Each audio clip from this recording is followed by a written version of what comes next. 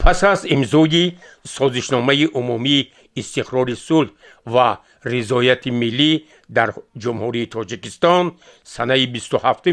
ایون سال 1997 با پیشنهاد و ابتکار اساسگذار صلح و وحدت ملی پیشوای ملت پرزیدنت جمهوری تاجیکستان محترم امام علی رحمان در کشور ما شورای حرکت جمعیتی وحدت ملی و احیای تاجیکستان تأسیس یافت. دوام این سالها شورای حرکت جمعیتی وحدت ملی و احیای تاجیکستان در سمت ترغیب و تشویق صلح و وحدت، یکدلی مردم، دعوت اهل جامعه به کارهای آبادانی و سازندگی و پیشرفت تاجیکستان عزیز کارهای مشخصی را انجام داد. با مقصد اجرای نقشه کاری شورای ولایتی و شهری حرکت جمعیتی وحدت ملی و احیای تاجیکستان با افتخار روز قوه‌های مسلح جمهوری تاجیکستان در تالار طربخانه دوستی شهر پنجکین محفل تلویزیونی تحت عنوان سربازان وطنیم برگزار شد. در این محفل ادانه نمایندگان مقامات اجرایی محلی حاکمیت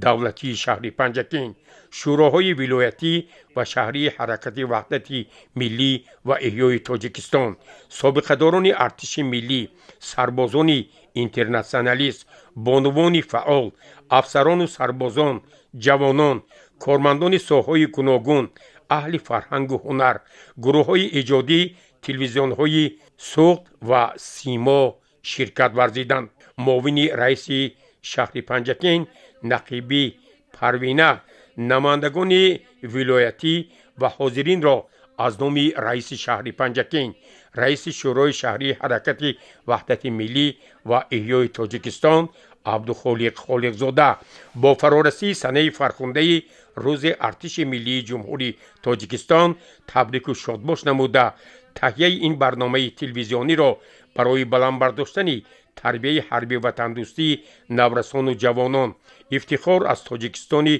صاحب استقلال، تطبیق دستور سپارش‌ها، نشاندادهای پیام پرزیدنت جمهوری تاجیکستان، رئیس شورای حرکت وحدت ملی و احیای تاجیکستان محترم امام علی رحمان، وظیفه‌گذاری‌های رئیس ولایت سوخت، رئیس شورای ولایتی رجب‌بای احمدزاده و رهبریت شهر پنجکین خیلی مهم ارزیابی کرد. کاتب هماهنگساز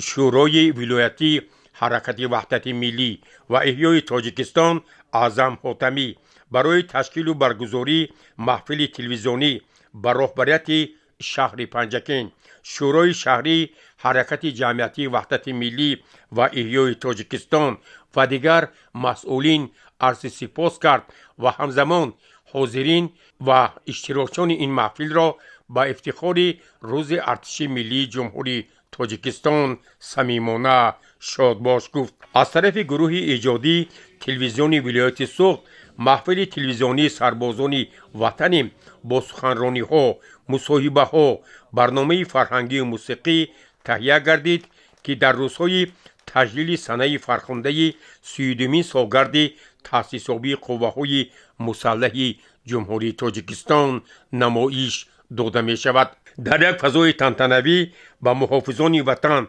تحفه‌های خاطره‌ای ادانه با افتخار تأسیس یابی قوه‌های مسلح جمهوری تاجیکستان تقدیم گردید. گزارش عباس همراهزاده و خیام جورایف.